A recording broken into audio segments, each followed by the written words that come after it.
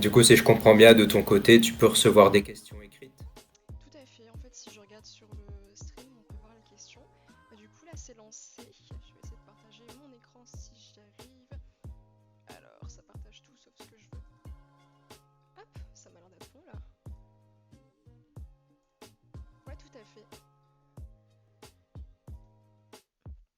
Ah bah non, ça fait tout noir. Ah oui, je peux pas quitter mon écran en fait. Bon, bah voilà, du coup, on est en live.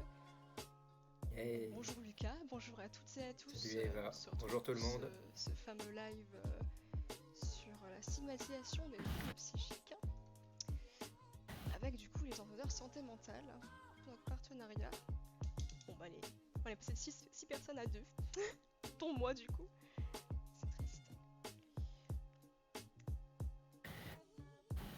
Voilà, Ouais, pour il y en a. info, ce petit live pourra être regardé en replay sur la chaîne du coup YouTube des ambassadeurs santé mentale après le live, donc je ne sais pas quand exactement, mais ça leur sera transmis en tout cas. Je vais fermer un peu le volet parce que je brille vachement en fait. Toute blanche. Ouais, voilà, donc c'est bon, on peut pas faire trop mieux.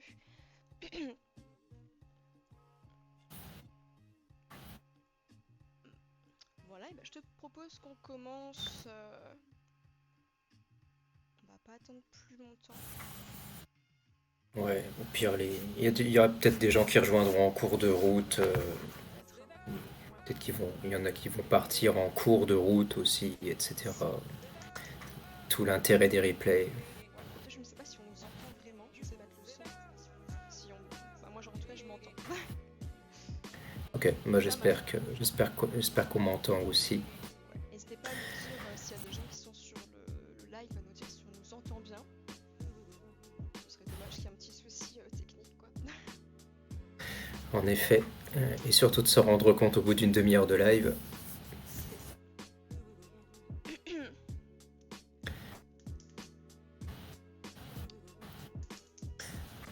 Ben, je sais pas si tu avais un point particulier sur lequel tu voulais débuter. Euh, Peut-être, je sais pas, réintroduire la notion de stigmatisation pour savoir sur quelle base on part. Hmm. Alors, c'est quoi Puisque la stigmatisation du coup? alors, moi, en l'occurrence, j'avais pas, je me suis pas, en fait, je m'amuse jamais à définir les choses par moi-même. J'avais plutôt fait une compilation des différentes définitions qu'on pouvait trouver dans les différents questionnaires. Et ça peut être assez large finalement. Bon, j'ai ouvert mon petit document à côté parce que j'ai pas tout gardé en tête. Mais selon les dictionnaires et les sites de psychologie, j'ai vu que ça pouvait être une action de marquer de manière définitive le corps de quelqu'un afin de lui donner une cicatrice distinctive, donc une composante un peu, disons, de distinction entre les personnes. Là, en l'occurrence, c'est pas.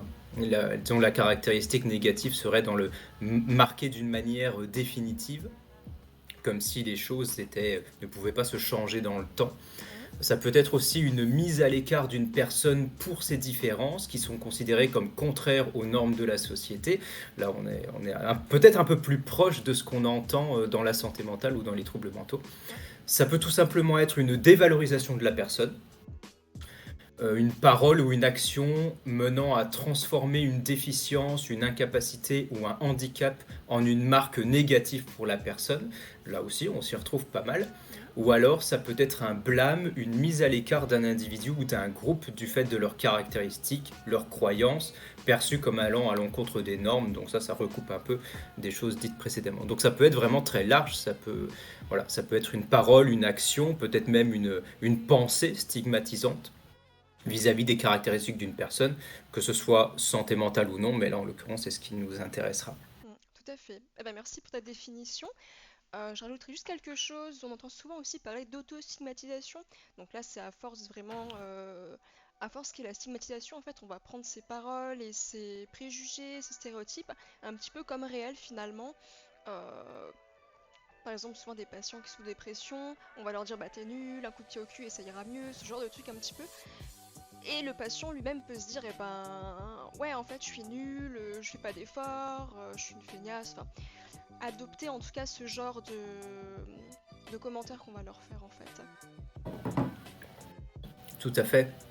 C'est comme les personnes qui, si on reprend l'exemple de la dépression, ces personnes à qui on va dire bah ce serait bien que tu vois un professionnel, que ce soit un psychiatre ou un psychologue, et que la personne, quand bien même elle soit réellement dépressive, dira je vais pas aller voir un psychiatre, je ne suis pas fou. Mm.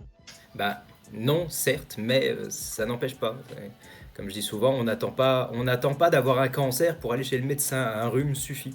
C'est qu'on compare souvent du coup, enfin la santé de manière générale, c'est la santé mentale à la santé physique. Quand on a des douleurs dans le corps, en fait, on va plus facilement aller chez le médecin, alors que quand on a des douleurs plutôt internes, plutôt, enfin qu'on va pas voir ni pouvoir observer à l'aide d'examens médicaux ou autres, Mhm.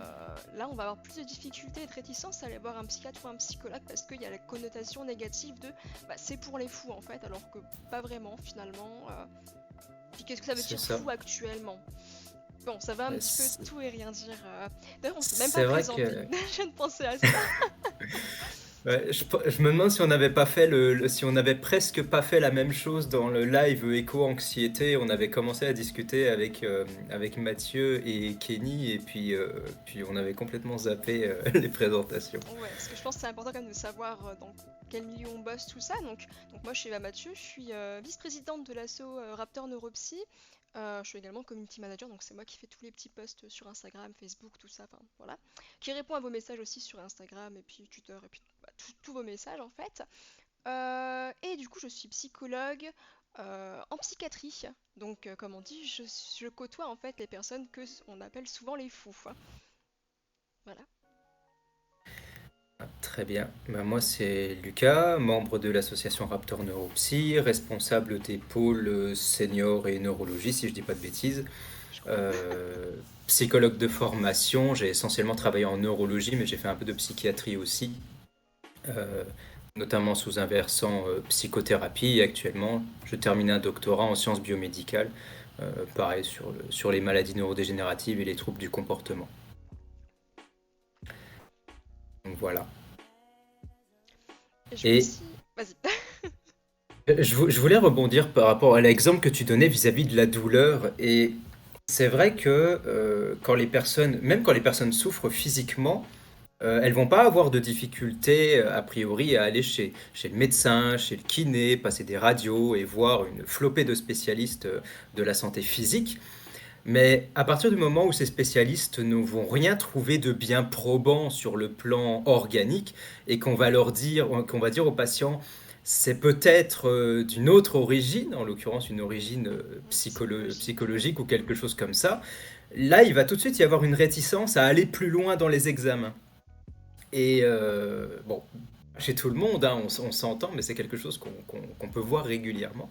Et ça peut être quand même assez envahissant, comme tu disais, ces phénomènes d'auto-stigmatisation que les gens ne génèrent pas par eux-mêmes, c'est juste l'éducation ou l'expérience qui fait ça. Puisqu'on, quand bien même on ne soit pas d'accord avec l'idée, le simple fait de voir autant de gens autour de soi être si négatifs, peut-être par inertie, parce que on pourrait ne pas être d'accord et relayer quand même ce que pense la majorité des gens. Et le simple fait de dire la majorité des gens pensent ça, même si je ne suis pas d'accord, la personne à qui on va le dire va entendre que la majorité des gens pensent ça et va peut-être relayer justement cette croyance. C'est vrai que si maintenant on faisait un réel sondage dans la population générale, on n'aura peut-être pas une majorité des gens qui pensent du négatif de la psychiatrie et de la psychologie, mais le simple fait de croire qu'une majorité des gens pourraient penser ça euh, conduit à transmettre ses craintes et ses auto-stigmatisations. Ça, c'est une hypothèse personnelle. Mm. Oui, on va un petit peu intérioriser ce que les autres vont dire, et ça vient notamment de la société. Il n'y a pas que l'éducation, il y a bah, toutes ces idées autour de les psys c'est pour les fous, ou même ce qu'on voit dans les médias, là, enfin, récemment, du coup plus trop récemment maintenant, mais dernièrement on parlait beaucoup, bah, justement on a eu une question par rapport à ce truc-là. Mais avant je voulais rebondir aussi sur quelque chose quand on a partagé en fait ce live. Plusieurs nous ont dit ah, est-ce qu'il y a des personnes qui sont concernées? Alors, justement, petit point, on peut être psychologue et être concerné par les troubles psychiques, hein. C'est pas incompatible, en tout cas, les psys sont pas non plus invincibles, on est les êtres humains également, on a également nos propres souffrances. Et justement, Mathieu avait fait une vidéo sur ça, si jamais ça vous intéresse, allez fouiller la chaîne YouTube. Il parlait justement de ses propres difficultés à lui en fait. Voilà, on voulait juste rebondir un petit peu sur ça, hein, parce que on peut aussi être Ouais, concerné. tu fais très très bien d'aborder le sujet, que ce soit en tant que psychologue ou autre. Et même si on n'évoquait pas la notion de trouble à proprement parler, on peut avoir des difficultés et des problématiques de santé mentale sans présenter de réels troubles. Ça arrive à tout le monde de se sentir très mal dans sa vie, que ce soit via une rupture, un deuil, une déception professionnelle ou un surmenage professionnel, etc. On bascule pas forcément dans un trouble mental, mais toutes ces périodes de vie sont susceptibles de nous mettre à mal et parfois ces mises à mal nécessitent une aide extérieure, euh, que ce soit psychiatrique ou psychologique ou autre. Euh, et personne n'est 100% à l'abri, tout comme dans la médecine physique, disons, personne n'est à l'abri d'attraper une grippe, une gastro, un rhume, de se faire une entorse, de se casser un os, etc. On peut prendre toutes les précautions qu'on veut. Tous les ans, il y a des gens qui sont malades. Moi, je suis enrhumé typiquement tous les ans. Et ça m'arrive de me sentir un peu mal, typiquement, peut-être pas tous les ans, je crois pas, mais de manière régulière. Et parfois, on peut se sentir juste dépassé par tout ça. Ça persiste dans le temps, c'est un peu plus intense que d'habitude, et on sait plus trop quoi faire. Au bout d'un moment, on se dit, bon, ça fait un moment que ça dure, je sais pas comment retrouver mon état d'avant. Et parfois, ben, même si c'est pour des prises en charge rapides, on peut être amené à envisager des consultations spécialisées. Et ouais, voilà, en soi, il n'y a pas de personnes concernées ou pas concernées. Il y a probablement, oui, des personnes plus touchées par la stigmatisation, malheureusement, mais on est tous susceptibles d'y faire face. Et le simple fait de se dire à un moment donné de sa vie, ce serait peut-être bien que j'aille consulter, mais d'un autre côté, je vais pas le faire parce que j'ai trop de discours négatifs autour de moi. J'ai peur qu'on me regarde différemment. J'ai peur que mes amis me voient pas pareil, que mes collègues me voient pas pareil, etc. Et là, en soi, paf, on est déjà concerné. Mhm. Oui, c'est comme si un dentiste pouvait pas avoir de problème de dents en fait, hein. Ouais, voilà, c'est ça. Un dentiste, je pense que ça peut avoir des caries, hein. Comme on dit, c'est pas le cordonnier qui est le mieux chaussé quand même, hein, mais bon. Ouais, c'est ça. C'est comme les, c'est comme les nutritionnistes qui te disent de faire attention à ton alimentation qu'ils ou elles ont un IMC de 30. Voilà. Mm. Donc voilà, tout le monde peut être concerné par ces difficultés-là sans forcément parler de troubles comme Lucas le disait, hein. Et puis on peut aussi consulter des psychologues, des psychiatres pour aussi avoir une écoute et du soutien en fait. Parce que c'est pas la même approche de demander du soutien et de l'écoute par rapport enfin, auprès de notre famille ou de nos amis. Ils ont une relation différente par rapport à nous puisqu'on les connaît plus personnellement. Alors que techniquement un thérapeute euh, ne connaît pas plus que ça en tout cas il n'est pas dans le jugement, il est assez neutre. Enfin, c'est ce que veut le code de déontologie en tout cas. Après, Ouais. il y a des cas plus personnels où ça varie, mais voilà grosso modo. Tout à fait. C'est vrai que le simple fait d'avoir un regard extérieur, un regard nouveau, puis c'est pareil pour beaucoup de situations, hein. C'est comme, tiens, je prends un exemple tout con, ça pop-up dans ma tête, même si ça n'a pas beaucoup de lien. Quand je pensais à l'émission Cauchemar en cuisine. Il y a beaucoup de gens qui se lancent, par exemple, dans la restauration parce qu'ils ont entendu de leurs proches, de leurs amis, qu'ils avaient de bonnes capacités en cuisine, etc. Et une fois lancés dans le métier, où finalement les cuisiniers, les restaurateurs sont jugés par des personnes plus neutres, moins biaisées sur le plan émotionnel, bah, ça mène souvent à des catastrophes parce que ben, l'avis de notre entourage c'est une chose, mais la réalité du terrain est tout autre. La réalité, enfin l'avis de quelqu'un qui s'y connaît vraiment, qui est du domaine, ce sera un avis différent, une approche différente. Et là, le fait d'avoir une nouvelle lecture de ces difficultés par quelqu'un qui a un bagage théorique, un bagage pratique, etc., ça peut mener à voir la problématique sous un angle nouveau et à faire émerger justement des solutions qu'on n'avait pas pu envisager jusque-là. C'est, c'est comme quand on travaille depuis trop longtemps sur un projet, il arrive un moment où on n'en voit plus les erreurs, on ne voit même plus les fautes d'orthographe à force de se relire. Et à un moment donné, il faut passer le relais à quelqu'un qui n'a jamais lu le projet et qui saura dire bah, ça c'est clair, ça c'est pas clair, ça c'est clair, ça c'est pas clair, ça c'est erroné, etc. Ça, c'est une belle Mais comparaison, ça, je trouve, hein, ouais. En fait, on a des œillères, nous, techniquement, dans nos petits problèmes, donc le fait d'élargir ces choses-là, justement, ça peut être important. Et c'est en ça que les pros sont utiles. Moi, je vois souvent une petite image, je sais pas si je l'ai sur mon téléphone et si je peux vous la montrer. Ah non, j'ai pas dû l'enregistrer, mais c'est une image un petit peu toute simple où on voit du coup un thérapeute avec un patient. Et donc le patient il parle, donc ça c'est imagé sous forme un peu de fil de laine en fait. Et le thérapeute justement il est là en train de faire la petite boule en fait de laine, ce que les familles, les proches sont pas forcément à même de faire puisqu'ils sont en plein dans la pelote finalement, ils sont coincés un petit peu dans ces bouts de fil aussi. c'est ça.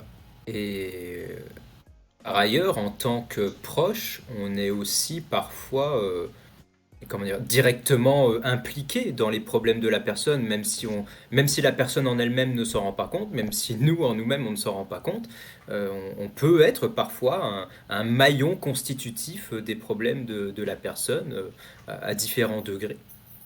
Donc là aussi, c'est difficile d'intervenir et d'avoir un regard un petit peu plus objectif quand on fait partie du problème sans le savoir.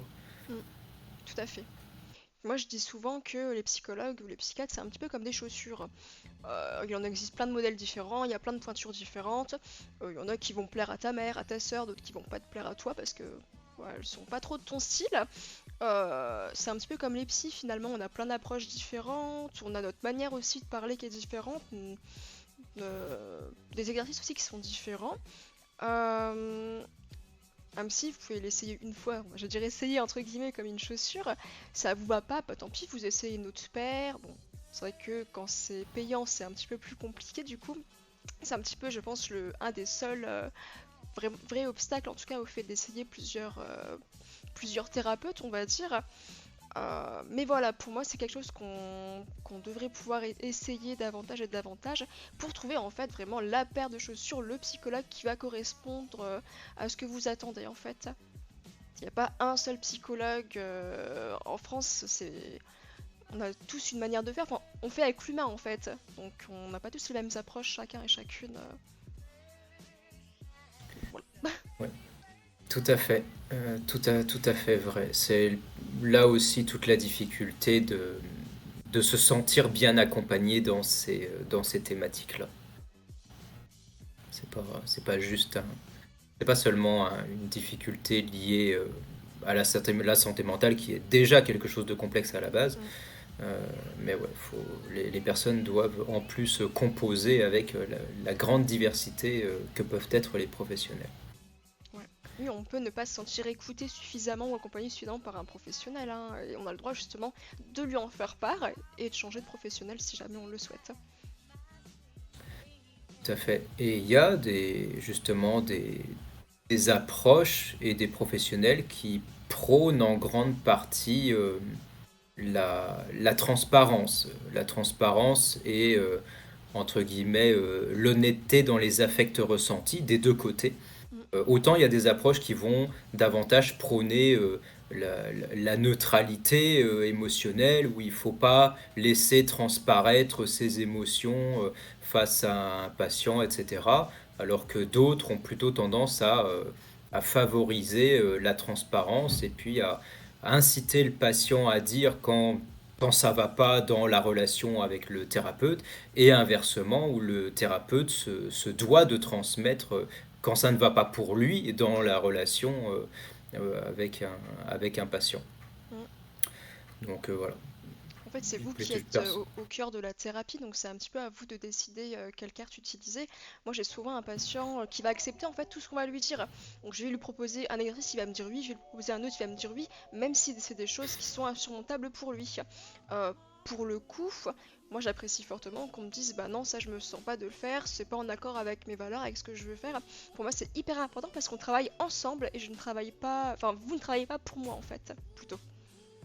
C'est vraiment, on est vraiment là pour vous accompagner et c'est vous qui êtes au final au cœur de nos accompagnements là. C'est le vôtre en fait. Moi, que vous fassiez tel ou tel exercice, franchement, ça change rien à ma vie personnellement. C'est vraiment pour vous qu'on vous les propose. Si ça vous convient pas, vous pouvez aussi en faire part pour qu'on regarde ensemble ce qui peut être mieux.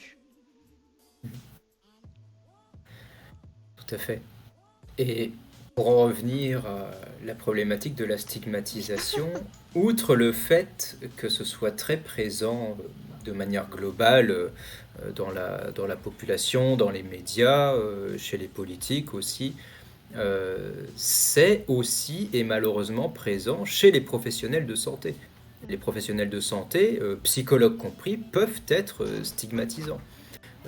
Sans s'en rendre compte peut-être, mais en tout cas, quand les personnes souffrant de troubles mentaux sont interrogées à ces sujets-là, euh, les rapports de situations stigmatisantes sont quand même assez fréquentes.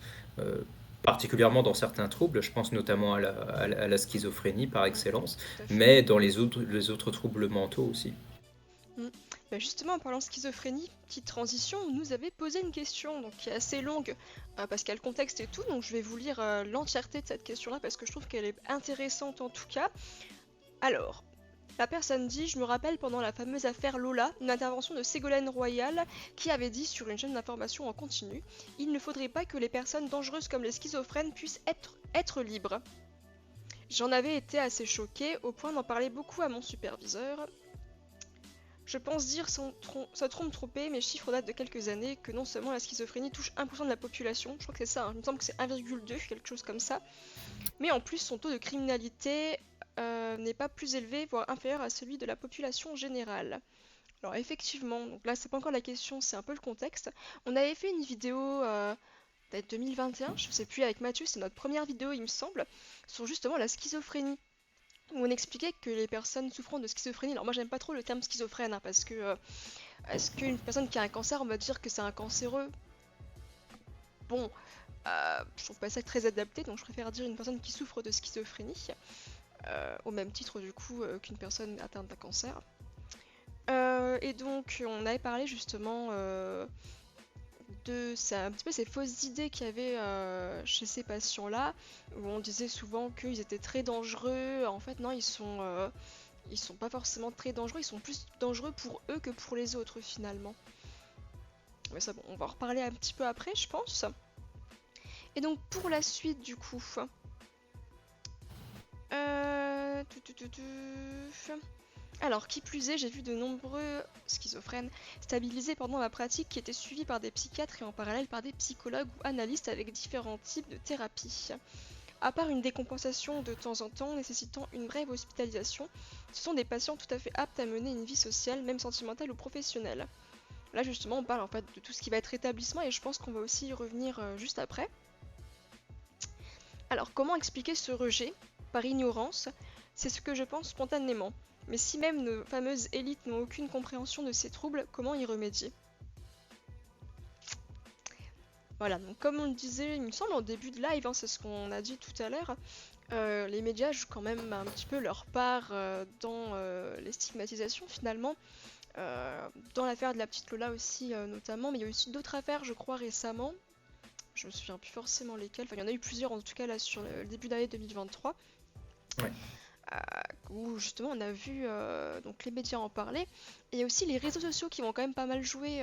J'ai pu voir perso sur Twitter pas mal de gens dire ah ben ils méritent la peine de mort, eux il faut les enfermer, les interner à vie. On parle quand même de personnes qui souffrent de leur maladie, donc est-ce qu'on va tuer quelqu'un parce qu'il souffre de sa propre maladie? Bon, si on fait quand même référence aux droits humains, c'est pas forcément très éthique, hein. Pareil, on tout à garde fait. pas quelqu'un enfermé.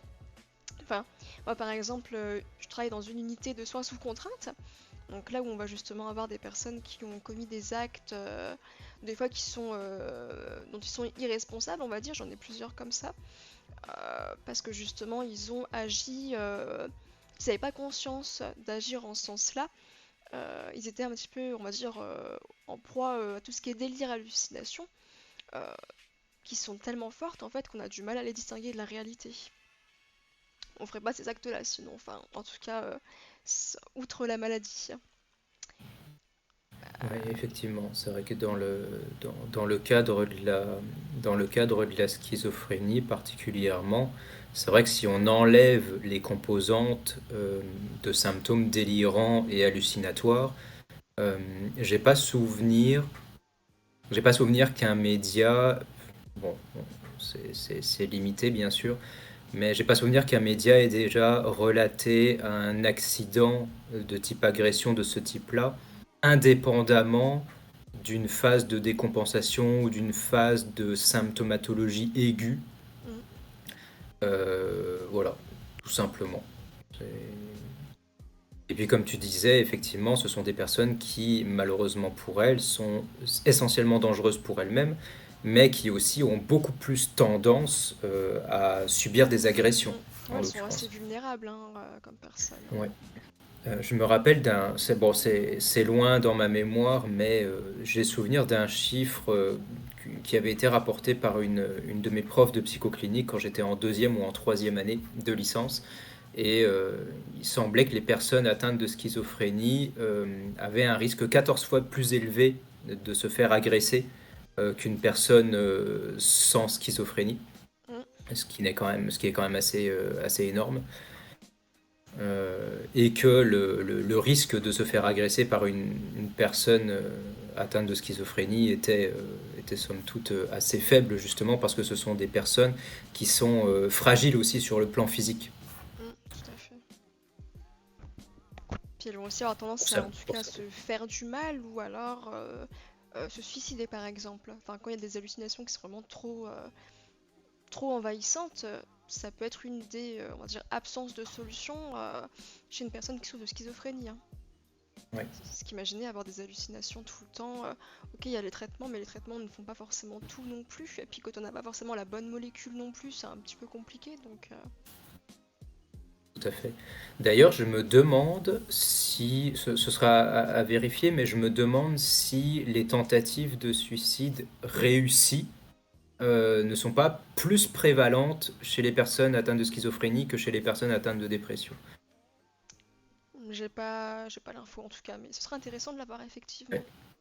Il me semblait en tout cas, enfin, je saurais pas dire, je saurais pas replacer le contexte de cette info, mais bon, c'était dans le cadre d'un de mes anciens cours où on nous avait dit que chez les personnes atteintes de dépression, il y avait beaucoup de tentatives et chez les personnes atteintes de schizophrénie, il y avait beaucoup de réussites. Bah, il me semble en Et fait que que, les bah moyens voilà, utilisés sont pas les mêmes. Il me semble c'est des moyens plus violents chez les personnes qui souffrent de ouais, schizophrénie. ouais, en effet. Donc Donc, ça peut jouer ouais, aussi effectivement. en effet. Et pour, bah, du coup, pour répondre à la question, j'ai pas suivi, mais j'imagine que c'est un collègue qui nous a posé cette question-là vis-à-vis du pourquoi du relais de ce type d'information, oui, ignorance, probablement, très certainement. On peut disons que l'ignorance a bon dos dans un certain nombre de situations. Mm. Mais bah, ignorance de la part des personnes, ignorance de la part des médias et hypothèse peut-être un peu plus personnelle. Il y a aussi un côté, je trouve qu'il y a un côté non éthique dans cette acceptation à transmettre des informations, en l'occurrence très clairement non vérifiées, Mm. puisque, enfin, on n'est plus dans de la transmission d'informations, on est, je trouve, dans de la transmission d'opinions C'est ça, tout à personnelles. fait.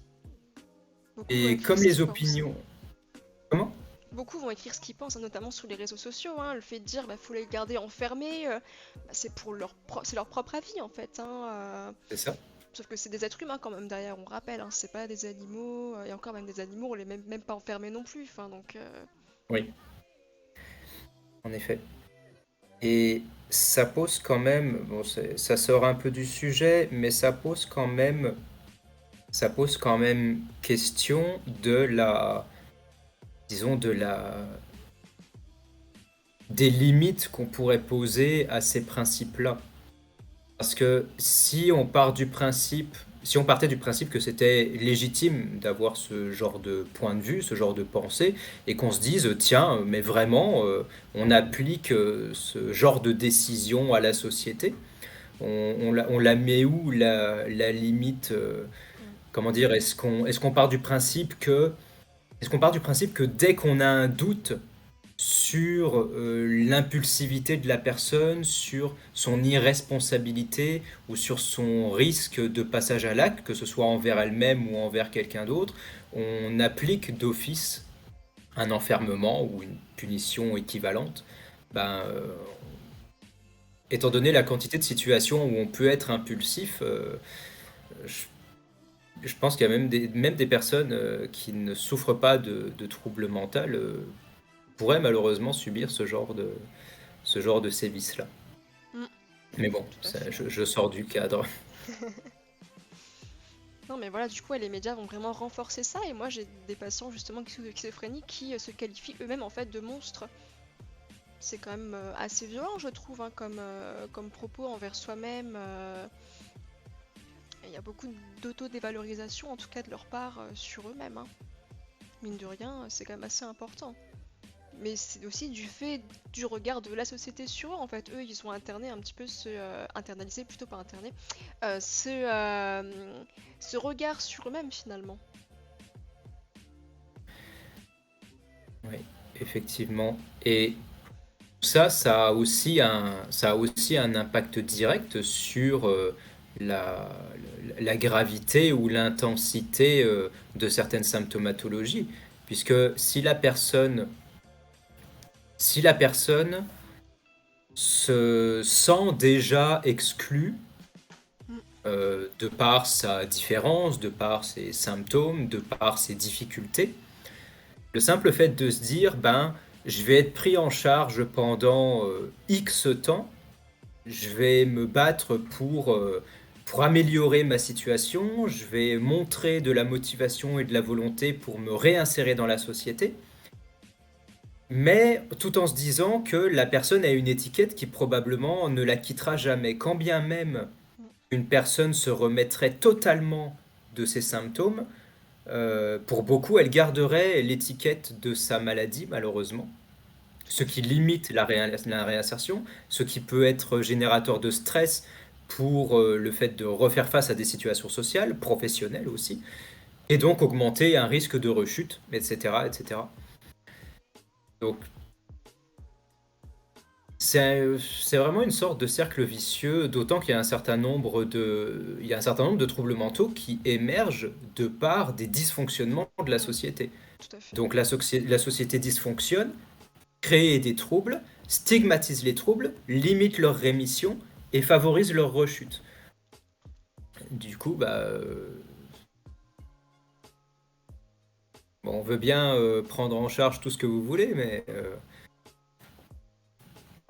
il y a d'autres petites choses à régler. On a un commentaire qui est hyper intéressant. Alors, il est probablement plus facile pour attirer l'attention d'avoir recours à la persuasion plutôt qu'à la conviction. Entre une vidéo alarmiste sur les maladies, troubles, handicaps mentaux et une vidéo documentaire sur le sujet, je pense que la première aura davantage de chances d'être vue. C'est là aussi le souci justement, hein, l'attrait pour l'humain, pour ce genre de choses-là, alors que... Tout à fait, tout à fait. alors, votre Et questionnement éthique s'intéresse alors aux méthodes de communication utilisées par les différents médias puisqu'elles conditionnent l'intérêt pour un sujet. Puis une question d'ouverture, comment peut-on rendre la vulgarisation plus attrayante? Et bah, c'est une excellente idée, une excellente question. C'est un petit peu ce qu'on essaye de faire avec le Raptor finalement, en essayant en fait d'en parler le plus possible et au grand public notamment. Mais c'est aussi une chose, je pense, qui peut se faire à l'échelle personnelle, hein. Moi, quand j'ai commencé à travailler du coup dans le domaine de la psychiatrie, beaucoup de mes proches m'ont dit ah mais tu travailles avec des fous, c'est pas hyper dur. Et du coup, quand je leur raconte que bah non, c'est des êtres humains également. Je pense qu'on a aussi beaucoup à apprendre d'eux, de leurs ressentis, et beaucoup à leur transmettre également. Et un truc que j'ai aussi oublié, c'est qu'ils souffrent d'une culpabilité vraiment énorme. En tout cas, les personnes que je suis qui ont commis des atrocités, comme on va dire justement, sous le coup du délire, elles en souffrent tous les jours. Il n'y a pas un seul jour où elles ne vont pas y penser en fait. Ça fait partie de leur vie maintenant. Et ça fera toujours partie de leur vie finalement. Et sans cesse en fait on va leur remontrer ce truc-là. Et pareil, les médias vont également accentuer bah regardez, ils sont malades, ils sont dangereux quoi. Donc quand on essaie déjà de lutter contre cette idée-là au quotidien avec des thérapies, euh, s'accepter tout ça, le fait que les médias en rajoutent une couche, ça aide pas du tout finalement. Enfin, en tout cas, c'est mon point de vue à moi, ça rajoute un peu un bam, bah tiens, t'es malade en fait, donc tu seras toujours malade. Bon, petite transition aussi, on peut faire sur le rétablissement, mais on va y revenir un petit peu après. Est-ce que tu as autre chose à ajouter, toi, Lucas, par rapport à la question sur la vulgarisation, comment on pourrait la rendre plus attrayante? Hmm, je pense qu'il y a un côté, en tout cas dans les dramas, si je peux dire ça comme ça, il y a un côté distrayant. La curiosité malsaine. La curiosité malsaine, le côté un peu... De manière générale, c'est un peu le... J'y trouve en tout cas que c'est un peu le même fonctionnement que le cinéma. Un film à gros effets spéciaux avec de l'action, du reboundissement, du stress, de l'adrénaline va attirer de manière globale beaucoup plus de monde que la plupart des films à l'eau de rose, par exemple, ou des choses un peu plus Un documentaire. humoristiques, posées, ou un documentaire, tout à fait. Euh, les gens vont pas avoir de difficulté à regarder un Marvel pendant 3 heures plutôt qu'un documentaire quelconque pendant 3 heures. Mis à part quelques exceptions près, bien évidemment. Les plus gros, enfin, beaucoup de gros box-office sont issus des films d'action et de choses comme ça. Mm. Euh, et le simple fait d'associer un documentaire avec quelque chose à apprendre, ça a quelque chose d'un peu scolaire, probablement ça limite déjà l'attrait pour les personnes parce que bah, forcément les personnes ont leur travail, elles ont leurs soucis personnels, le train de vie qui peut être fatigant. Peut-être qu'en fin de journée ou pendant des temps de pause, les personnes n'ont malheureusement pas envie de se rajouter de la réflexion, de l'apprentissage, de la concentration, etc. Autant faire des choses où il n'y a pas trop d'informations à traiter, les choses vont être simples, euh, notamment via les médias, ça va être tellement soit banalisé, erroné, tout va être très simplifié et par extension faux. C'est facile à ingérer. C'est un peu comme tout ce qui nécessite de l'attention plutôt exogène, des processus automatisés, etc. Là, on va pouvoir avaler les informations sans trop de difficulté.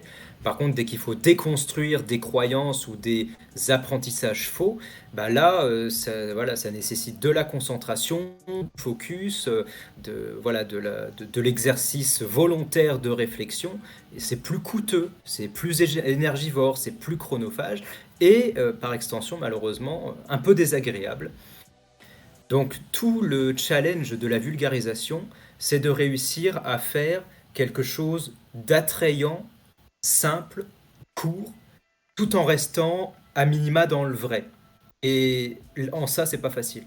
Ah, En ça, c'est vachement pas sûr. facile du tout. Ouais. Moi, j'aimerais Mais bien aller dans les écoles, enfin, les écoles, pas les écoles primaires non plus, mais peut-être fin de collège, genre troisième, quatrième, et puis lycée, pour vraiment parler en fait de ces choses-là.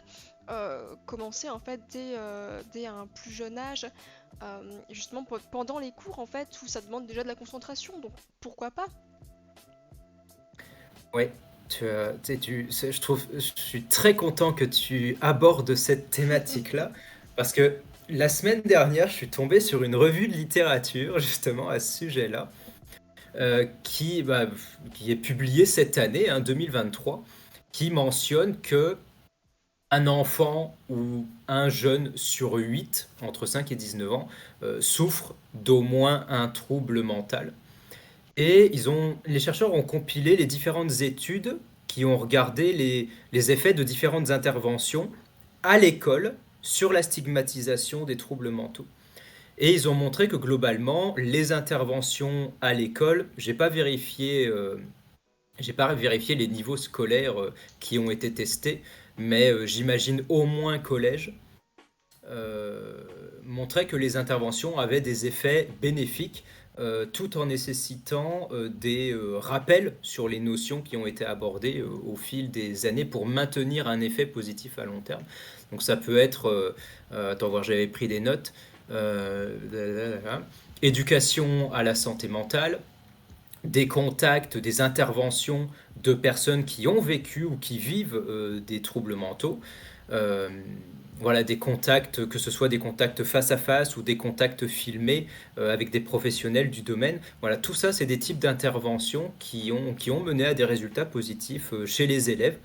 Ouais. Et je trouvais ça particulièrement pertinent dans le sens où, au collège, en l'occurrence, ben, on rentre dans l'adolescence et on commence un peu à vivre nos grosses sources d'intensité émotionnelle, les premiers chagrins de cœur, potentiellement les premiers deuils familiaux, etc.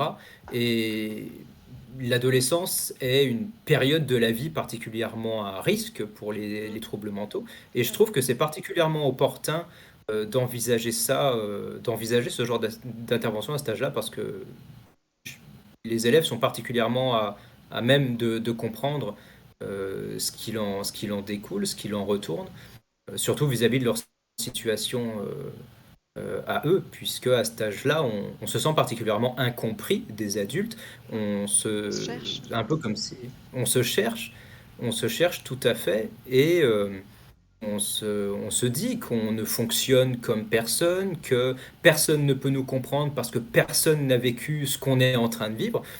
Mais on se rend pas compte à quel point, si, en fait, dans une certaine mesure en tout cas. Mm. Et bah, c'est là que les taux, les prévalences de dépression sont particulièrement élevés. C'est là que se mettent en place en partie certains troubles de la personnalité. C'est à l'issue de l'adolescence que le risque de schizophrénie enfin, a émergé est particulièrement élevé. Mm. Donc, ouais, ça me semble d'une très grande pertinence d'envisager à l'avenir ce type d'intervention chez nous. Surtout que ça se fait ailleurs, par exemple au Québec typiquement, Bah il y a oui. des associations qui font, enfin je fais partie d'une organisation de mon université où on a déjà fait plusieurs interventions équivalent collège-lycée chez nous, et ça suscite beaucoup d'intérêt de la part des élèves, de la part des profs, etc., etc. Et Mm. c'est très bien reçu, c'est souvent très bien reçu. Il y a même des interventions sur les neurosciences au primaire. Donc il y a vraiment beaucoup de choses qui peuvent être envisagées. Pas très compliqué à mettre en place d'ailleurs. Mm. Ouais. Euh, donc voilà. Ok. Bah, aussi, une autre chose que je voulais rajouter, justement, pour les jeunes, il y a tout ce qui va être les influenceurs, en fait, qui vont aussi pas mal jouer là-dessus. Peut-être que certains ont pu voir, alors je sais plus si c'était cette année ou l'année dernière, mais un influenceur assez connu qui fait du sport, qui disait notamment, ah ben, t'es en dépression, vas-y, fais du sport. Bon, c'est un peu ce genre de choses-là que bah, quand on est jeune et qu'on va regarder, on va un petit peu croire bêtement finalement, bah, la dépression, c'est pas une maladie, c'est juste de la fainéantise finalement. Et ça va être un petit peu comme ça avec tous les troubles psy finalement, on va un peu véhiculer des choses incorrectes et les faire croire finalement à des jeunes qui nous regardent, à notre communauté finalement. Et du coup, à l'inverse, je pense que si on parlait plus facilement, en tout cas, de nos difficultés, des troubles psy dont on souffre par exemple, notamment les influenceurs, hein, je pense que eux également ont leurs propres difficultés. Si on en parlait davantage, si on démystifiait, oui, un petit peu ce truc-là, peut-être qu'on ouvrirait davantage une porte vers l'acceptation de la différence entre guillemets chez tout le monde finalement, et qu'on en parlerait peut-être plus facilement. Je crois qu'on a justement une remarque. Ah bah voilà, Thibaut InShape, c'est ça tout à fait. C'était bien lui pour ne pas le citer. Alors on a eu une Ah, autre. alors, Ouais, J'avais vu ces passages de vidéos de Thibaut InShape parce que je suis un peu moins maintenant, mais pendant un moment, je regardais ces vidéos qui tournaient autour de ça. En fait, c'était de la... Comment dire? C'était du... Comment dire? En fait, c'était tourné dans le sens inverse. Pendant une de ses vidéos, il énonçait les lieux communs qu'on pouvait entendre à propos de la dépression. En l'occurrence, ce que tu mentionnais, que c'était un manque de volonté, de la fainéantise, qu'il suffisait de se bouger, etc. Et à l'issue de l'énonciation de ces fausses choses sur la dépression, il rebondissait en disant que c'était pas du tout vrai et que au contraire la dépression c'était quelque chose autre et que c'était pas comme ça que ça marchait. Il mentionnait que le sport avait pu aider certaines personnes mm, mais que non seulement ça ne faisait pas tout et que la dépression c'était pas une question de volonté. D'ailleurs, il y a certaines de ces vidéos où il mentionne ce genre de difficultés-là, que ce soit les troubles du comportement alimentaire, que ce soit les troubles de l'humeur, etc. Et j'ai souvent mis quelques commentaires en disant qu'un jour ce serait bien de faire intervenir un ou une psychologue vis-à-vis de ces questions-là. Parce bah, c'est ce que qu'il bah, a c'est vrai fait. que Comment? C'est ce qu'il a fait, je crois qu'il y a là une psychologue sur Instagram qui est intervenue pour échanger un petit peu avec lui, mais il me semblait en fait qu'il avait fait au début une vidéo qui était assez stigmatisante et que tu fais des commentaires lui disant bah non, enfin, c'est pas bien ce que tu dis. Il en a refait, je crois, une autre pour justement casser un petit peu ces préjugés-là. Et par la suite, il en a fait une avec une psychologue. Alors je sais plus c'est quoi son nom. Synergie quelque chose, un truc comme ça. Je crois que c'est Delphine son prénom. En tout cas, elle est sur Instagram. Ok. Enfin, il a pu Bah, faire ça. j'ai pas dû la voir passer celle-là. Après, j'ai vu ça rapidement sur les réseaux, genre sur Twitter, Instagram, hein. J'ai pas suivi ça de manière très sérieuse, on va dire. Alors, du coup, j'ai juste le commentaire qu'on nous a mis. Merci pour Mhm. votre témoignage. C'est important de dire que les personnes souffrantes mentalement ne font pas de mal exprès. Du moins, pas plus que les autres. Ouais, mais justement. Mhm. Euh, Merci aussi d'avoir rappelé qu'être sensibilisé et apprendre nécessite d'être disponible mentalement pour le faire. Tout à fait. Que pensez-vous des influenceurs? Ah bah, là justement, qui mettent en avant leurs difficultés psychologiques comme Stromae. Bah, je pense que Stromae, justement, ça a permis un petit peu de délier les langues, en tout cas à ce moment-là. Les gens ont davantage compris, j'ose un petit peu espérer, bon, en tout cas dans mon entourage, les gens ont un petit peu mieux compris ce truc-là. Est-ce qu'un tel locuteur rend l'information plus intéressante pour le public? Bah, je pense que oui, du coup. Parce qu'on a plutôt enfin, souvent une estime plus importante pour les gens un peu plus connus. Et le fait justement que des gens connus en parlent, on se dit, ah ben, ça normalise un petit peu plus finalement. À tort, hein, mais tant mieux quand même, hein. Oui, oui, oui, tout à fait. C'est vrai que de manière générale, on regardera beaucoup plus facilement une interview d'un acteur, d'un chanteur ou d'un musicien qu'on aime particulièrement, ou même même un auteur de saga, de livres, etc. Plutôt qu'un chercheur ou un médecin, un professeur de médecine, n'importe. Bon, bah, ça, par contre, pour beaucoup de gens, ce sera plus difficile d'accrocher. Mm. Bon, faut dire que les chercheurs, des fois, ils ont un peu de mal à adapter leur discours. Oui, non, c'est sûr. C'est sûr. Puis ils parlent pas forcément d'eux personnellement, finalement c'est plus des études ou des recherches, donc Ouais, ça fait que ça concerne moins, tant que ça touche pas personnellement, c'est plus compliqué je pense à appréhender. Donc quelqu'un qui vient sur le tapis, qui est connu, qui va dire ben voilà mes souffrances, là on en prend un peu plus dans la tronche je trouve, donc enfin, ça parle un petit peu plus finalement, ça nous touche plus. ouais,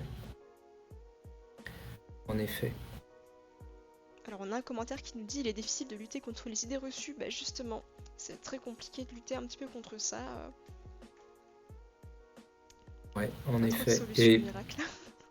c'est ça. J'ai pas encore, je sais pas encore ce qu'il faudrait faire.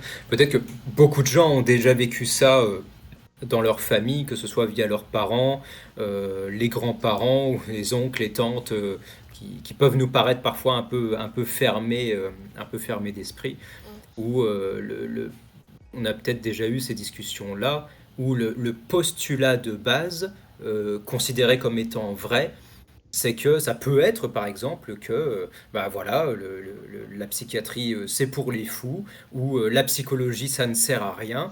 Voilà, l'ouverture du discours, qui n'est pas vraiment une ouverture, débute comme ça. Il y a un postulat avéré par la personne, et voilà, c'est comme ça et pas autrement. Qu'est-ce que tu as à discuter vis-à-vis de ça?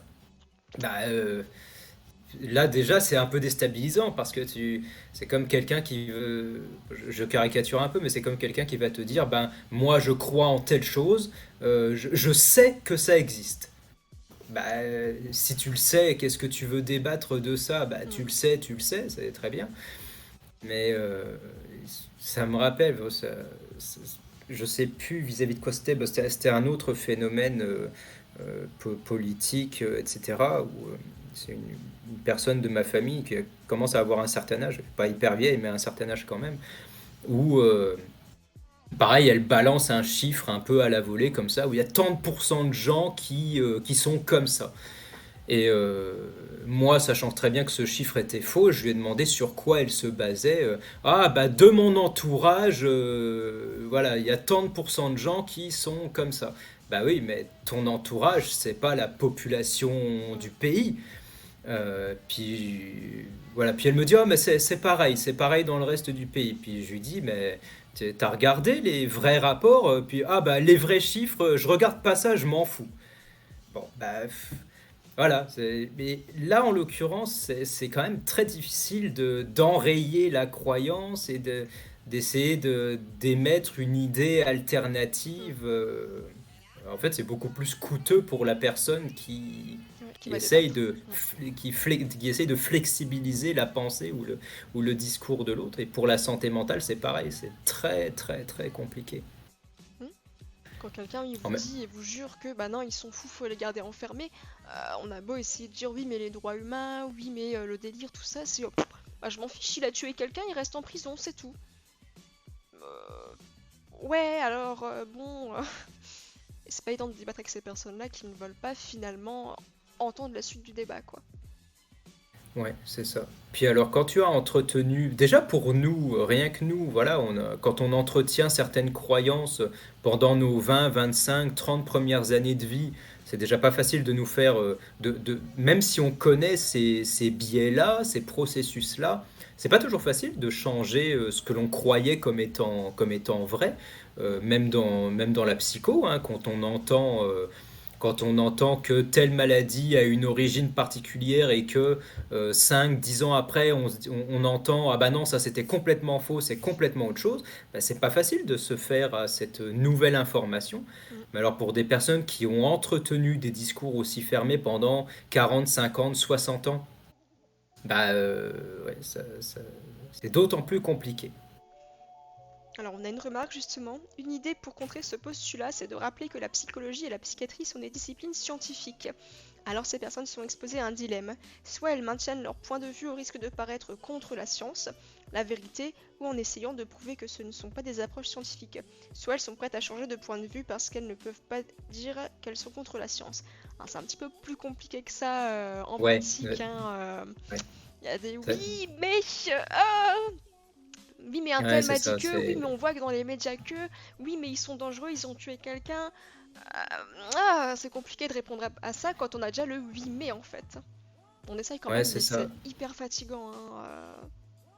Surtout il y a un certain nombre de personnes, ça nous est à nous aussi probablement déjà arrivé, on a tendance à faire prévaloir en termes de niveau de vérité notre expérience personnelle vis-à-vis d'une étude scientifique. T'as beau dire à quelqu'un, cette étude sur 100 000 personnes a montré que bah, blablabla, ah ouais, mais moi dans mon entourage, tout ce que je connais, c'est pas comme ça. Bah ouais, tu connais 10 personnes concernées, 10 personnes qui correspondent pas à cette étude-là, mais c'est pas une représentation de la réalité, c'est ton expérience personnelle. Et souvent, notre expérience personnelle prévaut sur les études de cohorte ou les études épidémiologiques, etc.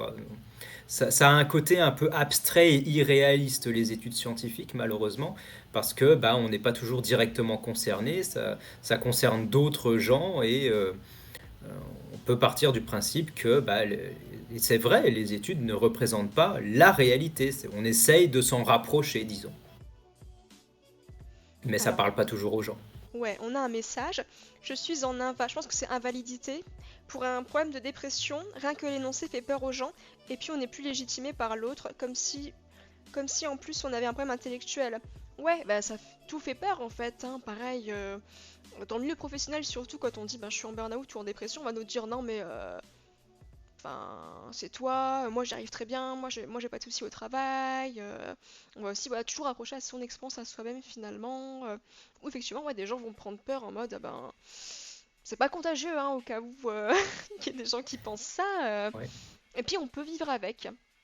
Il y a tout ce qui est rétablissement, notamment dans la schizophrénie en fait, dont on va, je pense, un petit peu parler. C'est important, je pense, d'en parler du rétablissement. Mhm. Je sais pas si t'avais quelque chose à ajouter, toi, Lucas, par rapport aux commentaires que je viens de lire, avant qu'on aille sur le rétablissement. Bah, en fait, ce que ça m'évoque, enfin, on en revient à la question de l'ignorance. Mm. Et en fait, je repensais au fait que pendant ma scolarité, en tout cas primaire, secondaire, mes premiers cours et mes seuls cours sur le cerveau, c'était en deuxième année de lycée, parce que j'étais en filière scientifique. Les autres filières générales n'abordaient pas ça à ce moment-là. Au collège, on n'en parlait pas. Les filières technologiques et professionnelles, permettez-moi de douter de la quantité de cours sur le cerveau et potentiellement la santé mentale. Probablement que depuis, il y a eu des améliorations, mais sur la quantité de personnes qui finissent leur scolarité entre guillemets obligatoire, il y en a combien qui ont eu des cours qui parlent un petit peu de santé mentale ou qui parlent un petit peu du cerveau. C'est le crâne, c'est une boîte extrêmement mystérieuse pour la Mm. plupart des gens. Autant on a bonne idée de nos organes, voilà, les poumons, le cœur, le foie, le système digestif et la circulation sanguine, on connaît un peu. Mais alors le fonctionnement cérébral, tu sors de l'école, bah c'est peanut, hein. Donc ça Ouais. n'aide pas ça non plus. Bah, je crois que j'ai jamais eu de cours d'ailleurs sur tout ce qui était cerveau et santé mentale, moi au lycée, hein, alors que j'avais quand même des cours de sciences. Bon, t'apprends tout ce qui est la rétine, l'œil, tout ça, ouais, ça, y a pas de souci, je suis calée. Par contre, des choses un peu plus, avec lesquelles on va vivre au quotidien, en fait, là, c'est autre chose, hein. Ouais, Ouais, c'est ça. mes yeux, je vois très bien que je suis myope. Enfin, je vois très bien. Du coup, non, je vois pas très bien, mais je suis au courant que je suis myope, qu'il y a un souci et tout. Mais ok, c'est le l'ophtalmo qui s'en occupe, y a pas de souci. Par contre, la santé mentale, c'est moi qui gère au quotidien avec, quand même. Et, je trouve ça plus pertinent, mais bon, d'où la pertinence d'intervention du coup au collège et lycée en fait, pour vraiment parler un petit peu de tout ça et donner des conseils également, orientés vers des assos ou autres quoi. C'est ça, tout à fait. Alors je regarde si on a des commentaires avant d'aller vers tout ce qui est rétablissement. Alors non, du coup Mhm. on peut aller vers tout ce qui est rétablissement. Euh, En psychiatrie, souvent, on ne parle pas de guérison. Ben, la guérison, c'est un petit peu le retour à l'état antérieur. Quand on a développé un trouble psy, c'est compliqué de retourner avant le trouble psy, en fait, hein. Ça a forcément occasionné des changements, en tout cas chez nous, au niveau personnalité, au niveau compréhension de certaines choses. Euh, Moi, je dis souvent que ça enrichit quand même d'un certain point de vue sur certaines choses. Des patients aussi me le disent également, outre tout le côté négatif, il y a quand même des choses qui ont changé positivement, on va dire. Euh, donc nous, on parle plutôt du coup de rétablissement, hein. On va apprendre justement à vivre avec ces choses-là, avec tout ce qui est les traitements, la thérapie, les accompagnements, tout ce qui va être insertion aussi professionnelle, insertion sociale, pour retourner en fait à une vie dite normale entre guillemets, hein, classique, en autonomie, en ayant le moins besoin possible d'accompagnement de la part des soignants quand même. Et c'est tout à fait possible, hein. Moi, sur mon deuxième mi-temps, justement, donc au-delà du coup de l'unité d'hospitalisation soit sous contrainte, c'est le après. C'est dans une équipe de réhabilitation ambulatoire où là, on va justement travailler sur aller vers le rétablissement, donc un rétablissement fonctionnel, le rétablissement clinique, le rétablissement social, et finalement tout ce qui va être rétablissement personnel. Donc là, on travaille vraiment sur l'objectif de la personne. On peut souffrir d'une schizophrénie et travailler. On peut souffrir d'une schizophrénie et avoir le permis, conduire une voiture, avoir le code, avoir un cercle de proches, au même titre que chacun finalement. Et c'est tout à fait possible. sais pas si t'as des choses à ajouter ou pas, Lucas, par rapport à ça. Par rapport à la rémission de façon rémission ou réhabilitation de façon directe, non. Par contre, il y a quelques semaines, il y a comment dire, une étude qui est sortie justement sur l'évaluation de la stigmatisation en contexte de soins par les médecins, les infirmières, les psychologues, dans divers troubles mentaux et particulièrement la schizophrénie. Et il y a plusieurs choses là-dedans justement qui peuvent venir entraver cette rémission, cette réintégration professionnelle, sociale. Et les patients étaient interrogés sur les différentes situations stigmatisantes qu'ils auraient pu vivre dans leur parcours de soins. Alors, ce que rapportait l'étude, c'était que selon le type de stigmatisation rapportée, ça pouvait être présent chez 40 à 88% des patients, ce qui est quand même énorme, surtout de la part de soignants qui sont censés être au fait de ces choses-là. Et parmi ce qui ressortait le plus en termes de, disons, d'événements stigmatisants rapportés par les patients, c'est que les personnes ne se sentent, bon là je lis parce que j'avais pris des notes, c'est que les personnes ne se sentent pas prises au sérieux quand elles expriment certaines plaintes, notamment des plaintes somatiques. Elles ont l'impression que les professionnels ne croient pas en leur rémission réelle. Que si elles perçoivent que les soignants ne sont pas très confiants vis-à-vis de leur rémission, ça peut entraver leur motivation ou leur volonté à faire des efforts, à progresser. Ça arrive que les professionnels croient les personnes comme étant dangereuses alors qu'elles ne le sont pas forcément. Les patients participent peu aux décisions de traitement. Il y a peu de collaboration en fait quand les traitements sont mis en place et souvent c'est régulièrement imposé. Euh, voilà, il y a peu d'attention portée par certains professionnels vis-à-vis de l'insertion.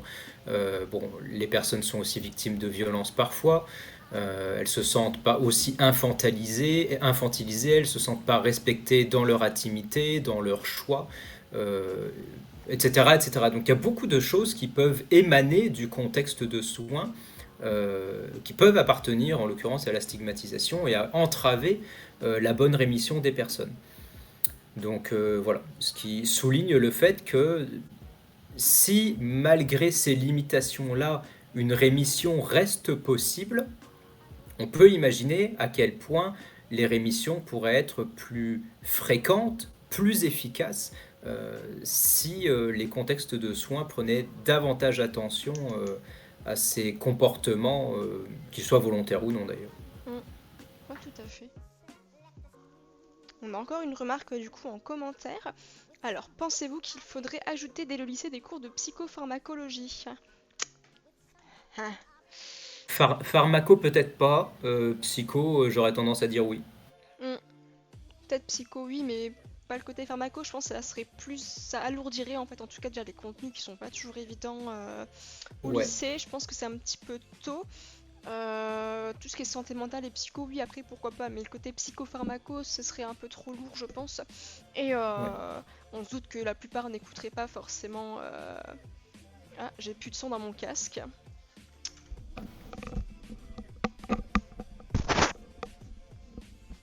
Alors, attendez.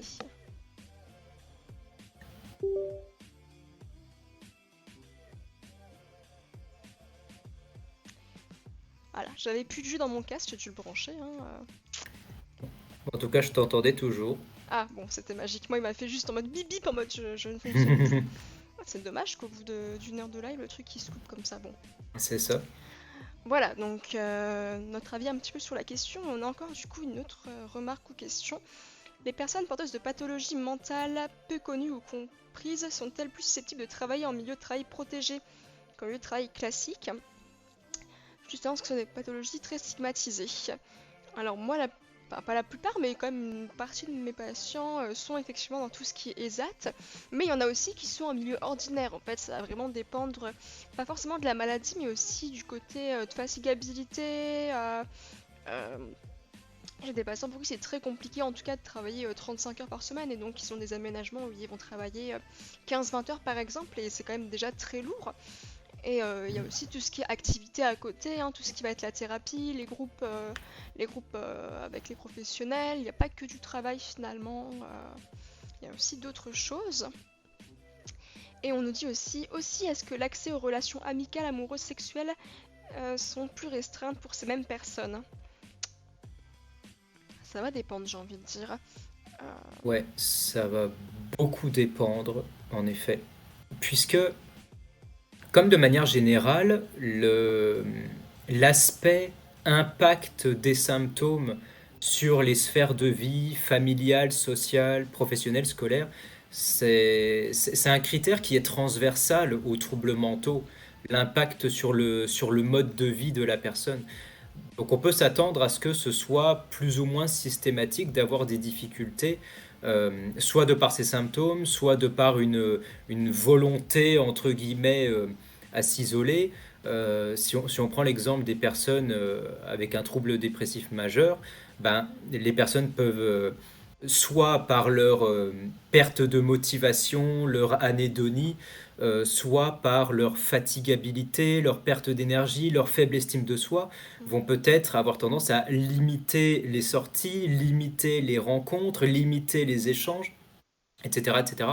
À l'inverse, il y a d'autres profils de symptômes qui peuvent mener à l'exclusion de la personne. Je pense notamment à certains troubles de la personnalité, certains troubles psychotiques, etc. mm, Euh, il y a des personnes qui vont s'exclure elles-mêmes. Donc, ouais, c'est très très compliqué. Ouais, comme tu disais, vraiment, ça dépend. ouais. On peut difficilement faire de généralité vis-à-vis de ça. Mm, Et ouais, pour l'accès au travail, c'est pareil. Tu mentionnais très bien la fatigabilité. Euh, Notons que la sévérité d'un trouble mental est un indicateur, disons, plus pertinent que le trouble en lui-même. Il y a des personnes qui ont une schizophrénie et qui vont parfois vivre beaucoup mieux que d'autres personnes qui vont avoir des TOC très sévères mm, ou des troubles anxieux très sévères, une anxiété généralisée ou une phobie sociale particulièrement sévère, ça flingue une vie comme pas possible. Euh, donc n'importe quel trouble, tu le prends à son stade, disons, léger, euh, tu peux très bien t'en sortir, mais les personnes qui ont des formes très sévères, malheureusement, qu'importe le trouble, c'est extrêmement délétère dans la vie de tous les jours, c'est extrêmement lourd, voilà, ça a son lot de souffrances, donc mm. c'est pas toujours le trouble en lui-même qui va être parlant, mais ça c'est vérité. J'ajouterais aussi que il y a souvent des troubles cognitifs associés en fait aux troubles psychiques, hein, donc quand c'est déjà compliqué de maintenir son attention, de mémoriser des choses, ça peut être compliqué aussi dans le domaine du travail. Je repense aussi à la schizophrénie, où ouais, il y a souvent des troubles associés également. Pour tout ce qui est relations, justement, que ce soit sociales, amicales, enfin, amoureuses, tout ça. Euh, Bah, il y a aussi tout ce qui est symptômes négatifs où on va se replier sur soi, justement, s'isoler, tout ça. Où là, on a un petit peu moins de prise quand même par rapport à ces choses-là. Et aussi bah, tout ce qui est les troubles cognitifs, mais il y a aussi tout ce qui est troubles de la cognition sociale. Donc si déjà on a du mal à reconnaître par exemple les émotions faciales chez les autres, imaginons on interprète la tristesse comme de la colère, ça peut être compliqué au niveau des relations interpersonnelles quand même, hein, parce qu'on va pas répondre forcément de manière, en tout cas adaptée par rapport à la réelle émotion de la personne en face. En tout cas, la cognition sociale, c'est hyper impactant, en tout cas dans la schizophrénie, et c'est quand même ce qui va impacter grandement les symptômes négatifs et tout ce qui va être repli sur soi aussi, hein. Donc ça peut être compliqué justement de créer des liens, des relations sociales.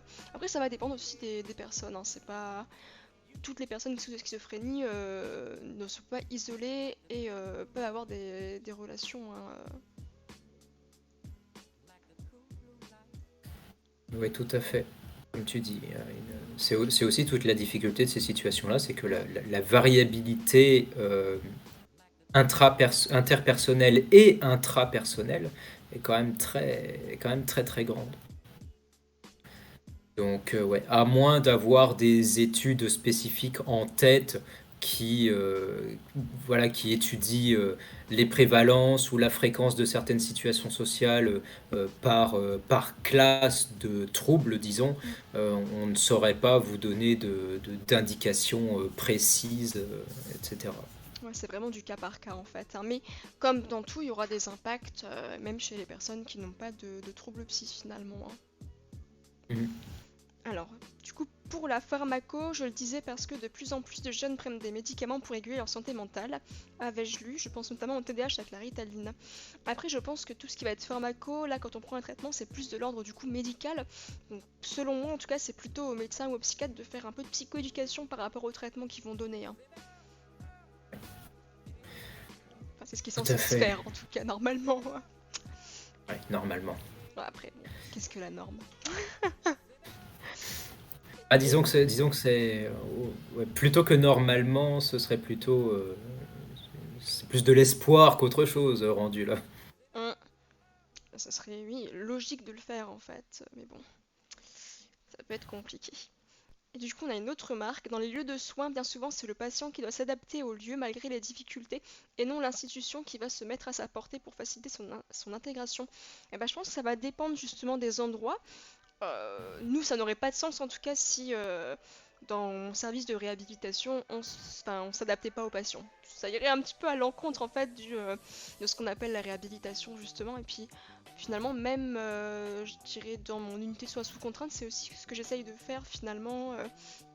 De laisser vraiment la place aux patients, même si c'est pas toujours évident, parce que, comme on dit, il y a tout ce qui va être délire, hallucination et tout, donc ça peut être plus compliqué en tout cas quand la personne n'est elle-même pas consciente de ses choix, en tout cas de nous prendre en considération ces choix-là, enfin, selon moi.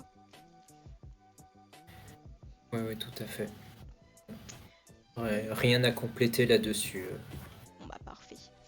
Après, moi oui, je trouve que c'est quand même maltraitant souvent les institutions qui font que les patients doivent s'adapter. Enfin, c'est comme pour tout, on est là en tant que patient, pas forcément que du coup dans le domaine psy, mais aussi dans d'autres domaines, hein, pour moi, c'est quand même à ceux en face à s'adapter à nous parce qu'il y a aussi une singularité finalement. On est tous différents, donc pour moi, ça semble vraiment important en tout cas. Mhm. Il y a une mouche. Et on a un autre commentaire.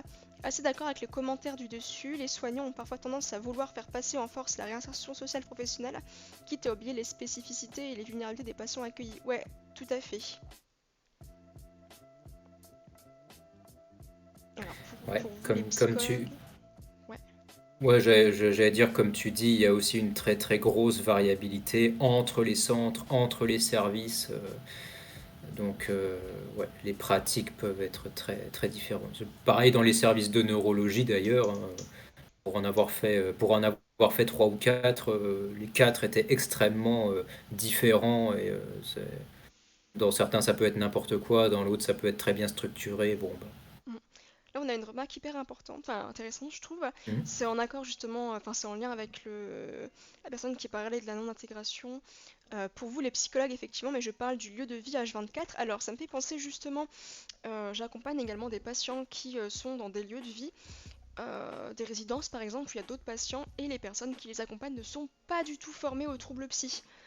Donc, ça pose vraiment question, hein. Par exemple, une patiente qui souffre de schizophrénie y était justement et parlait justement de ces hallucinations acoustico-verbales et les personnes, les maîtresses de maison comme on dit, qui l'accompagnaient au quotidien disaient mais moi les voix qu'elle entend je les entends pas. Ben, c'est le principe de la maladie en fait Jacqueline. Si tu les entendais, Ouais. pose-toi des questions en fait, enfin, plein de propos comme ça et nous on les rencontre en réunion pour que justement ils nous parlent des patients, de ce qui est compliqué ou pas et c'était vraiment un peu le procès de la personne en mode bah elle descend plus, elle fait plus ci, elle fait plus ça, elle met à mal la collectivité. Ben ouais parce que c'est la maladie en fait et enfin, je me suis vraiment retenue de monter sur la table et de crier parce que c'était horrible à supporter en tant que pro. Ouais, tu m'étonnes. Donc pareil, il faudrait également, je pense, intervenir auprès des personnes qui accompagnent au quotidien les personnes qui souffrent de troubles psy, parce que pourquoi c'est des personnes qui n'y connaissent qu'un qui vont les accompagner?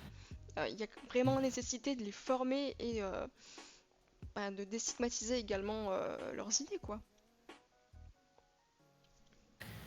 Ouais, tout à fait, ça semble primordial, Mm. surtout dans les applications que ça peut avoir dans leurs relations avec les personnes qu'elles accompagnent. Enfin, si les personnes accompagnées se sentent jugées, incomprises par les personnes qui sont censées les accompagner, ben, comment tu veux avoir une relation de confiance, comment tu veux te sentir accompagné, soutenu et en sécurité finalement avec quelqu'un qui ne te comprend pas et qui ne saisit pas l'ampleur de ton problème.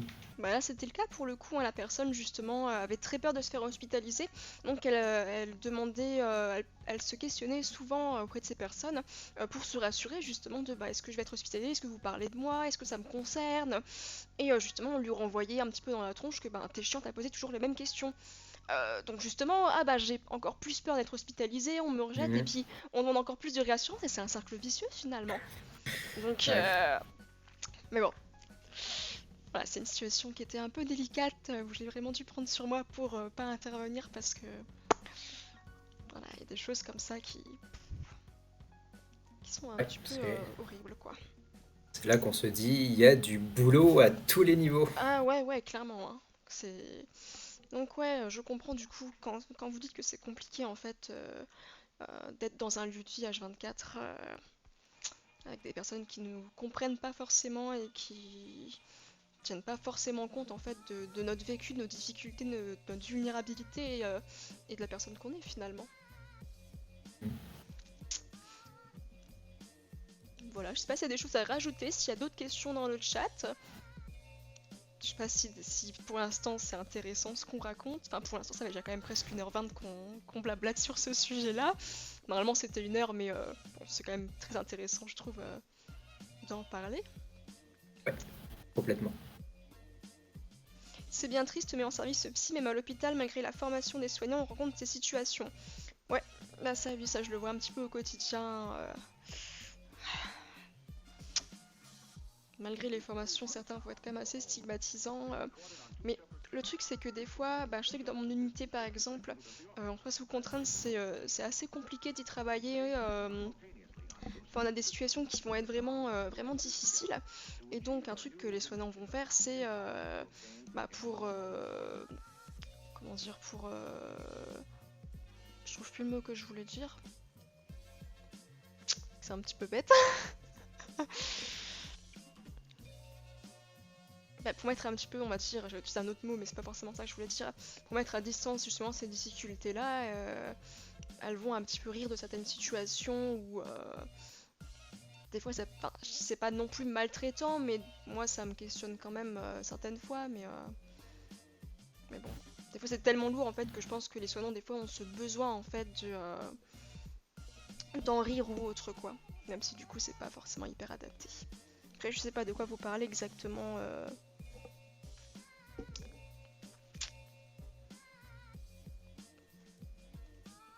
Si on a une autre remarque ou question, est-ce que vous intervenez dans les universités? Les difficultés que vous rencontrez en tant que pro pourraient inspirer les futurs psys quant aux actions qu'ils pourraient faire. Je suis étudiante en psychologie et je me demande souvent comment jeter ma pierre à l'édifice. Et ben moi justement je voulais aussi aller dans les universités en plus de tout ce qui est collège et lycée. Euh, Après comment le faire exactement je sais pas trop, ça peut être compliqué à mettre en place. Enfin avec les facs c'est moins malléable en tout cas qu'au collège et lycée, notamment par le nombre de parcours différents qu'il y a et le nombre d'étudiants aussi, hein. Oui.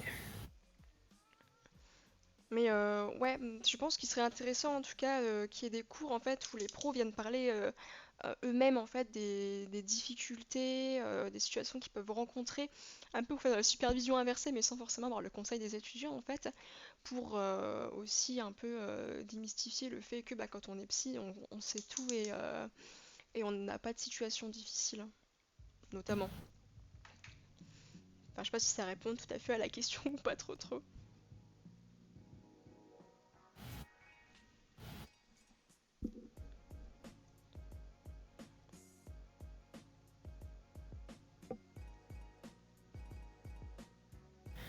Après, c'est vrai que chez nous,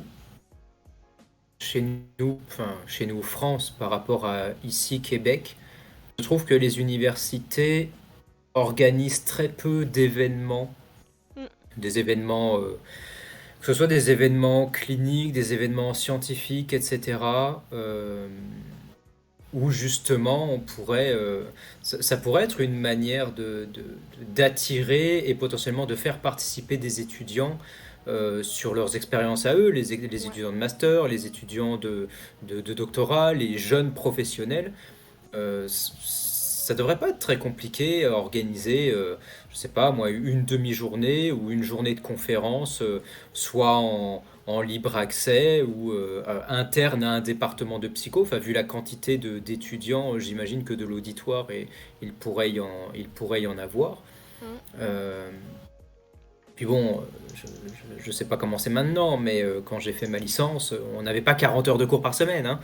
Donc Non, c'est vrai. ça va, Mm. on avait le temps, on avait le temps de s'en caser des conférences, hein. C'est juste que comme il n'y en avait pas, on n'y allait pas. Mais Et puis faire un truc donc ouvert à toutes les filières, à tout le monde et aussi aux profs notamment, parce qu'il y a des profs aussi bah qui ouais, que ça pourrait intéresser finalement, mais je pense que je vais essayer de me renseigner auprès de la fac de Nancy, hein, là, plus on en parle, plus ça ça me te démange. titille d'aller dans les collèges, c'est tout ça, mais il faut déjà que je pense que j'en parle.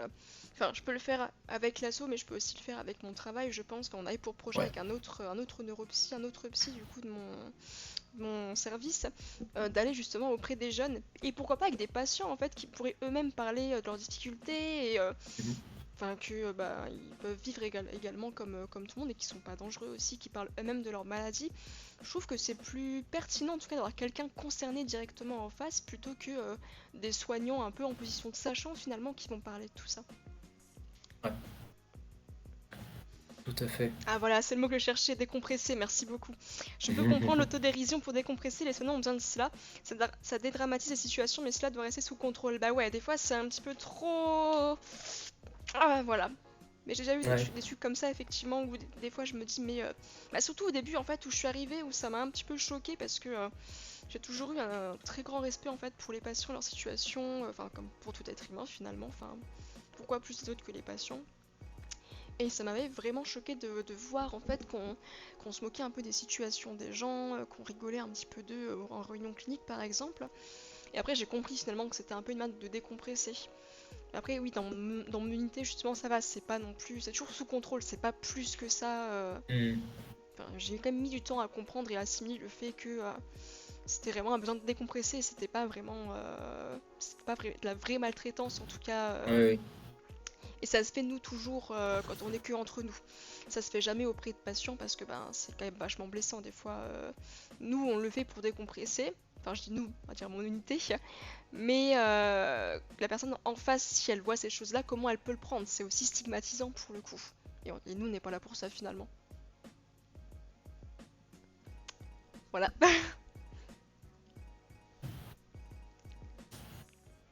Je sais pas s'il y a d'autres remarques, d'autres... Ah, Rimsou qui dit... Rimsou, je crois que c'est Marie. Malheureusement, les institutions sont aussi parfois maltraitantes envers les soignants, ouais, et travailleurs sociaux quand ça dérape trop, c'est aussi le signe d'un dysfonctionnement global. Tout à fait, Ouais. et puis bah, on le voit aussi quand des pros en fait parlent justement de leurs difficultés à eux, l'institution va souvent leur taper dessus en mode ouais, t'es en arrêt mais reviens vite quoi, parce que bon, voilà quoi, bon. Puis quand on va en parler, ça va être un petit peu ah c'est rien, enfin c'est que l'institution voit beaucoup dans la production en fait, plus que l'humain. Et c'est ça, je trouve, qui est quand même vachement dommage parce qu'on est quand même auprès d'humains et que les employés sont aussi des humains. Ça questionne un petit peu quand même, hein. Ouais, effectivement. Au final, tout se répercute sur tout. Le cadre institutionnel Mm, nous limite dans nos actions. Nous, on essaye de trouver un juste milieu entre le besoin des patients et les demandes institutionnelles, faisant qu'au final, souvent, ce qu'on propose est malheureusement insuffisant, ce qui augmente le stress ressenti et le malaise, la crainte d'un mauvais accompagnement envers les patients qui peut potentiellement accentuer les symptomatologies, etc. Et mm. donc le besoin de prise en charge, etc. etc. Puis voilà. Voilà. Puis on en est là aujourd'hui. Puis la boucle est bouclée, quoi, hein, comme on dit. Ouais, c'est ça. Puis rebelote.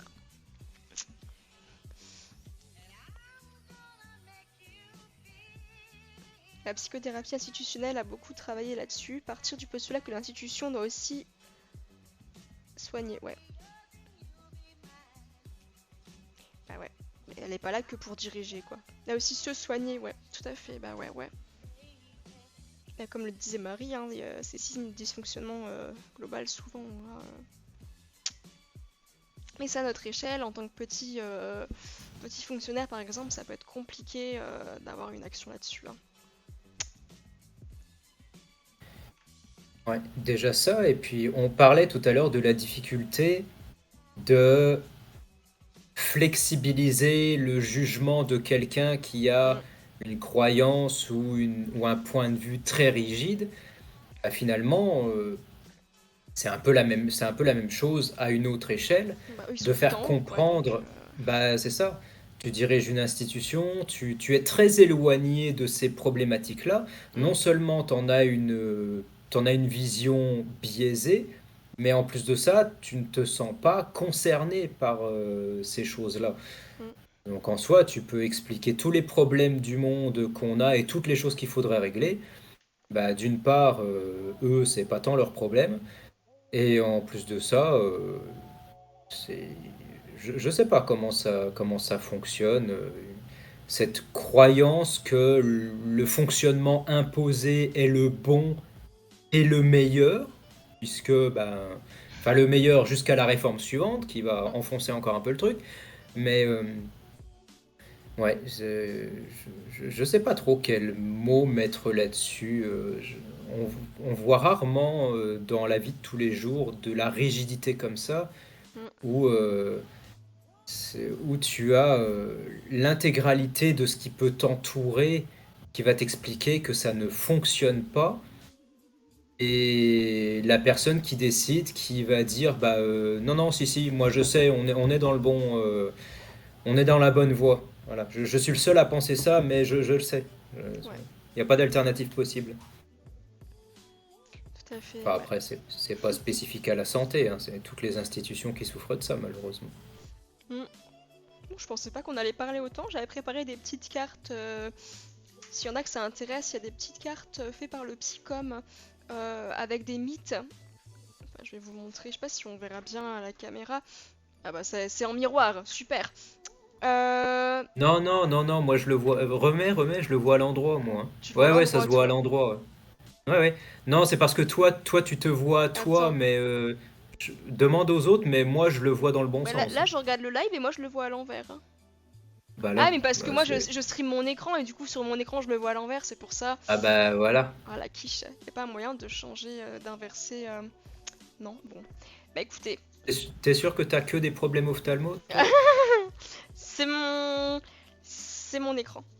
Bah voilà, justement, je vais prendre celui-là parce que c'est celui, voilà, c'est à l'envers. C'est bien ce que je disais, parce que c'est mon propre écran que je stream. Euh, Bah, je vais vous prendre un exemple. En fait, c'est plein. Je vous montre juste du coup visuellement, c'est plein de petites fiches comme ça, des petits mythes. Bon, moi je l'ai pas découpé, mais normalement c'est découpé ça en forme d'étiquette parce que moi j'avais la flemme de les découper et de les plastifier. Moi je fais un groupe sur ça justement avec d'autres collègues de la réhabilitation pour parler justement de déstigmatisation d'auto-stigmatisation avec les patients. On vous présente justement des petits mythes comme ça. Là par exemple, c'est les psys c'est pour les fous, donc il y a plein de petits trucs comme ça. Là j'ai la schizophrénie, c'est un dédoublement de la personnalité. Les bipolaires changent tout le temps d'humeur, ils sont en pleine forme et dans l'heure qui suit, ils sont très mal. Enfin, plein de trucs comme ça. Il y a sur la santé mentale et les jeunes. Il y a sur la parentalité et l'enfance. J'essaie de trouver les autres, hein, parce qu'il y en a quand même pas mal. Il y a sur le rétablissement, justement. Il y a sur l'emploi. Et juste santé mentale classique après. Donc voilà, il y a plein de petites cartes comme ça. C'est assez intéressant d'aller fouiller. Et il y a du coup derrière, bon, je vous montre comme ça juste pour vous montrer, mais vous verrez pas du coup à l'envers, où justement vous avez la réalité en fait en fonction de cette vignette là. Qui dit justement voilà, que les psys peuvent aider toutes les personnes qui en ont besoin et qui le souhaitent. Parce que, voilà, comme on le disait tout à l'heure, les psys ont une formation spécifique et ne font pas partie de nos relations amicales ou familiales. On peut aborder des questions très personnelles sans jugement et de manière confidentielle. Voilà, donc si ça vous intéresse, moi à la base je comptais vous en présenter aujourd'hui, mais vu qu'on a plus parlé que ce que je pensais, c'était vachement intéressant et vachement riche. Merci à vous du coup. On va pas faire ça du coup pour aujourd'hui, hein. Peut-être qu'on fera une édition 2, je ne sais pas, pour présenter On va ces savoir. cartes-là. Voilà, bah, je pense qu'on va s'arrêter là du coup pour aujourd'hui, hein. C'est déjà pas mal, 1h30 de live. Ouais, c'est déjà pas mal. C'est l'heure d'aller manger. Bah oui, oui, oui, c'est un peu ça, ouais. Ah bah toi oui en plus. Toi il est quelle heure là? 13h30? Bah, il est 13h30, ouais. Ouais, nous il est 19h30, mais pareil c'est aussi l'heure d'aller manger pour le coup. Bah oui, en Voilà, et effet. ben on va se laisser là. Merci à toutes et à tous de nous Ouais, avoir regardés et merci à d'avoir tout le échangé monde. avec nous, c'était hyper intéressant. C'était cool. Merci pour les questions, les commentaires. C'est bien quand c'est un peu plus, entre guillemets, un peu plus interactif comme ça. Ouais, Ça se passe pas toujours comme ça, malheureusement. Mais peut-être que non, là, c'était Twitch bien. marche mieux justement qu'Instagram, hein, Ah bah peut-être. Bon bah on va rester là alors. Dites-nous ce que vous préférez entre Instagram et Twitch niveau des lives. Voilà, c'était on va dire le live un peu crash test avec les answers santé mentale. Voilà, on espère qu'on vous a pas trop perdu avec notre blabla. Des fois on partait un petit peu en dehors du cadre, mais bon, c'est comme ça qu'on fait des lives en général, hein. Ouais. On peut pas toujours rester C'est pas dans un cours une ligne magistral, hein. droite sur le sujet. Ouais, c'est ça. Puis encore, dans un cours magistral, il y en a beaucoup qui déraillent, hein. Ah oui, et qui déraille très loin, et finalement t'as fait 2 diapos au bout de 2 heures sur les 140 C'est ça. KB. C'est Voilà, ça. bon, eh bien on va s'arrêter là du coup, hein. Ouais. Bonne soirée à tout le Bonne monde. soirée, bon appétit, et puis n'hésitez Ouais, pas toi aussi. à nous envoyer des petits messages si vous avez des remarques, des questions, ou pour discuter avec nous tout simplement. Nous dire aussi ce que vous avez pensé de ce live, c'est hyper important de nous faire un peu des feedbacks comme ça, voir ce qu'on pourrait justement améliorer. Bon, je sais pas du coup si mon son, en l'occurrence moi, c'est amélioré, mais je peux pas faire mieux pour le coup, ça c'est la bête, mais Moi, je voilà. t'ai très bien entendu en tout cas. Ouais, mais je crois du coup sur le live c'est différent, parce que c'est un autre Ah, paramètre qui règle le son. d'accord. Bon, Voilà, on j'ai mis au croise les max doigts. en tout cas. Voilà, et ben, une bonne soirée à vous, Bien, et bonne puis soirée. à bientôt. À bientôt.